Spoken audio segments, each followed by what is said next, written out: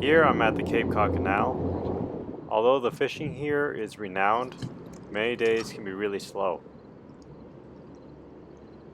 I bought some clams from Red Tot Sporting Goods and decided to fish for Cunner.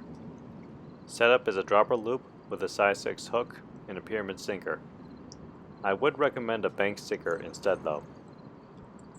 I'm under the Bourne Bridge at low tide where these fish gather outside the current. These fish will bite practically anything and often steal the bait, hence their name.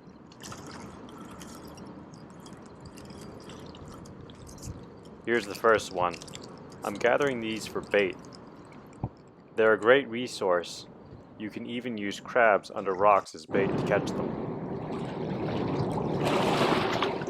The most frustrating part of fishing for them is they steal the bait so easily, but just use a little bait each time and you'll eventually hook up.